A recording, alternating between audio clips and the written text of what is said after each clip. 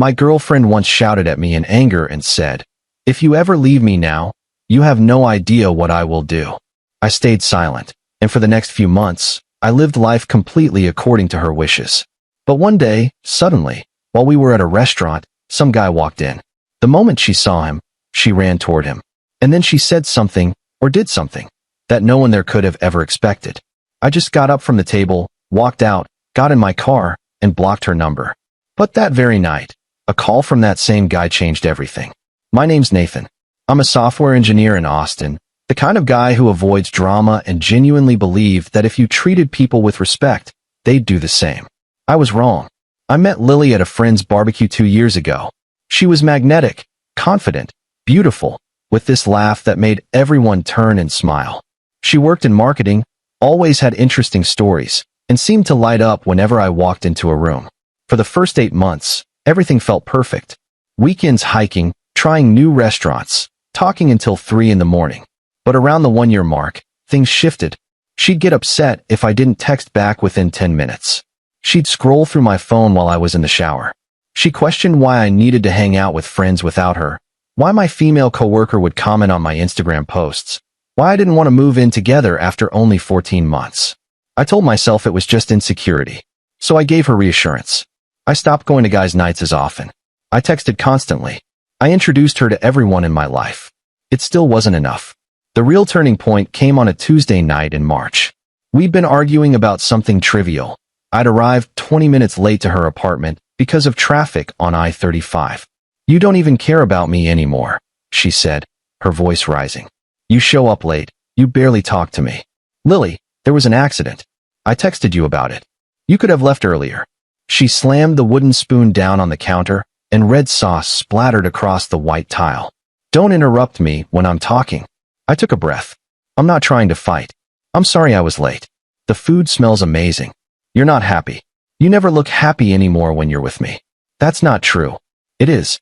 You look at me like I'm some kind of burden." "Lily, where is this coming from? I love you. I'm here." Her face changed. The anger transformed into something colder, more calculated. She stepped closer, and her voice dropped to barely above a whisper. "If you ever leave me now, you have no idea what I will do." The way she said it made my blood run cold. It wasn't a plea. It was a threat. Her eyes were completely serious, almost dead calm. I should have left right then, but I just stood there, frozen. After a few seconds of silence, she turned around and started serving the pasta like nothing had happened. "Sit down," she said in a normal voice. "Food's getting cold." I sat down. We ate in complete silence. I tasted nothing. That night replayed in my mind for weeks. "You have no idea what I will do." What did that mean? Would she hurt herself? Hurt me? Show up at my workplace? The ambiguity was almost worse than if she'd been specific. I didn't break up with her. Instead, I made a choice I'm not proud of. I decided to become exactly what she wanted. Completely agreeable. Totally available. I would give her no reason to ever make good on that threat. For the next 3 months, I lived my life entirely according to her wishes. She wanted me to text every hour during work? Done. Skip my college roommate's birthday party? No problem. Unfollow every woman on Instagram except family? Consider it done. Share my location 24/7? Enabled that same day. I stopped voicing opinions about where to eat dinner.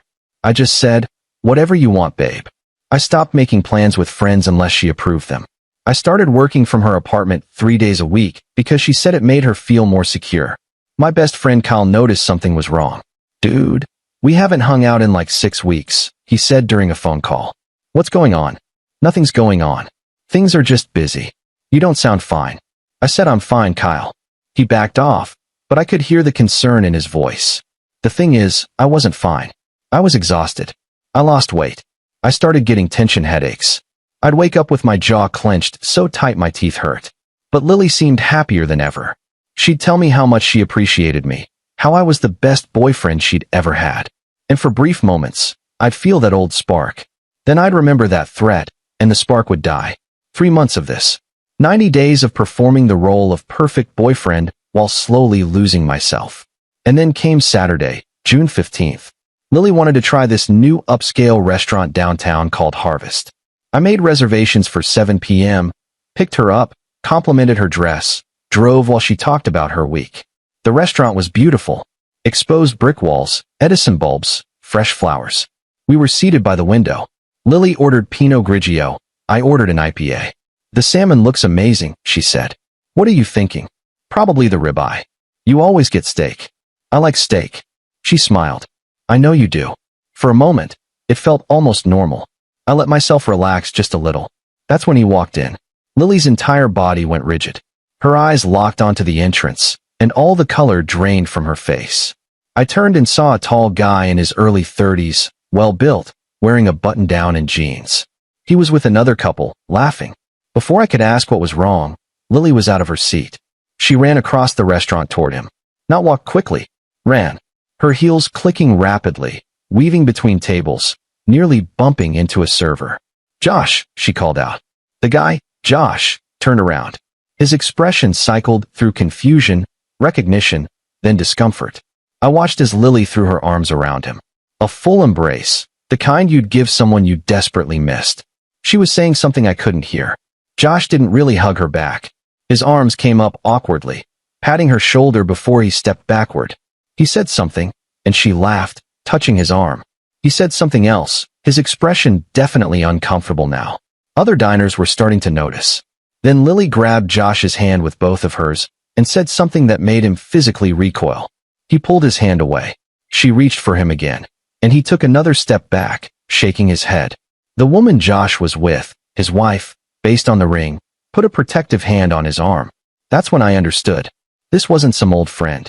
This was someone from her past, someone she clearly wasn't over, someone who very obviously wanted nothing to do with her. I didn't wait to see how it ended. I stood up, dropped 2 20s on the table, and walked out. Got in my car and drove away. My hands were shaking on the steering wheel. I made it 3 blocks before I had to pull over. I sat in a bank parking lot, my chest tight. For 3 months, I'd sacrificed everything to keep her happy. My friendships, my autonomy, my self-respect. I'd let her control every aspect of my life because I was terrified of what she might do. And the entire time, she'd been pining for someone else. I pulled out my phone and blocked her number. Then blocked her on Instagram, Facebook, Twitter, Snapchat. I deleted every photo. I didn't send a breakup text. I just cut her out in under 5 minutes.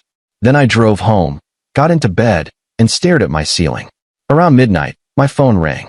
Unknown number. Is this Nathan? A male voice I didn't recognize. Who's asking? My name is Josh Brennan. I'm calling about Lily. I think we need to talk. Tonight. Can you meet me at Mozart's Coffee on the lake in 30 minutes? Why would I do that? Because Lily's in the back of my car having a complete breakdown, and before I drop her off at a psychiatric facility, I think you deserve to know what you were actually dealing with. He hung up. 28 minutes later, I was parking at Mozart's. Josh was already there, sitting at an outdoor table, 2 coffees in front of him. Thanks for coming, he said as I sat down. I wasn't sure you would.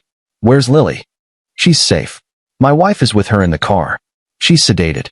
Look, I don't have a lot of time, so I'm going to be direct. How long have you been dating Lily? 2 years. Until tonight. He winced. 2 years. Jesus. I'm sorry. Sorry for what? Who are you? I dated Lily 4 years ago. For about 8 months. At first, she was incredible. But about 6 months in, things started changing. She became possessive, jealous, controlling. She'd threatened to hurt herself if I tried to end things. My stomach dropped. Did she ever say, "If you leave me, you have no idea what I'll do"? His eyes widened. Word for word. She said that to you too. 3 months ago. And you stayed. I stayed. Josh nodded. So did I for a while. But it got worse. She started showing up at my apartment unannounced. She'd call me 50 times a day. She created fake social media accounts to catfish my female coworkers. When I finally broke up with her, she showed up at my office and caused such a scene that security escorted her out. She sent emails to my boss claiming I'd stolen intellectual property. None of it was true, but it nearly cost me my job. Why didn't you get a restraining order? I tried. But she's smart. She'd push right up to the line, but never quite cross it. Eventually, she moved on to someone else. I moved to Dallas for a year, got married, came back 6 months ago. I haven't seen Lily in over 3 years. Until tonight. What did she say to you in the restaurant? Josh looked down. She told me she'd never stopped loving me. That she'd been with you, but knew we were meant to be together.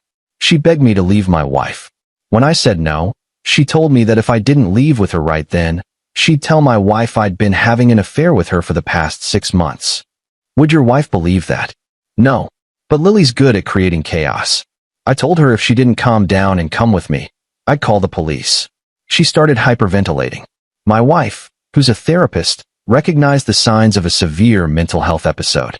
We got her outside, and my wife convinced her to take an anti-anxiety pill. She calmed down enough to give me your number. Why would she want you to call me? Because in her mind, you're the safety net. You're the one who stayed, even when she showed you who she really was. She told me in the car that you're the only person who's ever truly understood her, that she just got confused when she saw me, but knows you're the one she really loves. He leaned forward. Nathan, that's the cycle. She terrorizes you into staying, cheats, or tries to, then comes back and makes you feel like you're the hero for forgiving her. I've talked to 2 other guys she dated between me and you. Same pattern. I felt sick. Where is she now? We're taking her to a crisis center. But I wanted you to know the truth so you don't fall back into it when she inevitably reaches out. Because she will. In a few days, she'll find a way to contact you. She'll apologize, say she's getting help, promise she's changed. But unless she does serious, long-term work, and accepts that she's the problem, nothing will change. I wasted 3 months terrified of her threat. I wasted 8 months. The guy before you wasted 1.5 years. You got out relatively early. Grateful, I repeated bitterly. I know it doesn't feel like it.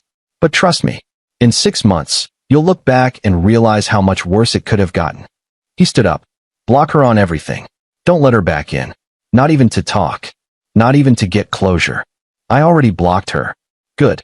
Keep it that way. And maybe talk to someone yourself. This kind of thing leaves marks you don't realize are there until later. He walked away. I watched him get into his car, where I could see his wife driving and Lily slumped in the back. I sat there for another hour, processing everything. The threat that had controlled my life for 3 months had been empty. Or rather, the danger had never been what I thought. She wouldn't have hurt me physically. She would have destroyed my reputation, my relationships, my peace of mind. The next few weeks were strange. I half expected her to find a way around my blocks. But there was only silence. I learned through mutual friends that she'd checked herself into an intensive outpatient program and moved back to San Antonio. I spent those weeks reconnecting with people I'd neglected. Kyle and I grabbed dinner, and I told him everything. I visited my parents and actually relaxed. I started going to the gym again. I also started seeing a therapist, like Josh suggested. Turned out he was right about the marks. I had developed hypervigilance, constantly checking my phone. I had trouble trusting my own judgment. I had normalized behaviors that should have been immediate deal breakers. 2 months after that night, I got an email from an address I didn't recognize. Subject line, I'm sorry. I deleted it without reading. A week later, another email. Delete. She tried 3 more times. Delete, delete, delete. Eventually, they stopped. It's been 6 months now.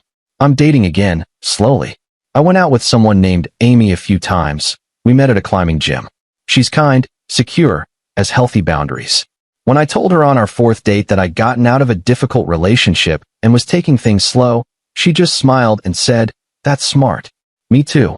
It was the most refreshing response I could have imagined. I still think about Lily sometimes. Not with longing, but with sad clarity. She's sick in a way that no amount of love from me could have fixed. The threat wasn't about what she'd do to me. It was about what she'd do to herself, spiraling further into chaos because she can't maintain real connections. That's not my responsibility to fix. It never was. Last week, I ran into Josh at a coffee shop downtown. We recognized each other immediately. "How are you doing?" he asked. "Better. A lot better." "You?" "Good. Really good. My wife and I just found out we're having a baby." "Congratulations." "Thanks." He hesitated. "Have you heard from her?" "She tried to email a few times. I never responded." "You?" "Nothing. I think we might actually be free." We talked for a few more minutes, exchanged numbers, then went our separate ways. Walking back to my car, I realized he was right. I was free. The threat that had hung over me, "You have no idea what I will do," had lost all its power the moment I stopped caring about the answer. She could have done anything. Showed up at my workplace. Spread lies. Made my life hell. But I would have survived it. I would have rebuilt. And I would have done it without her chaos poisoning every moment.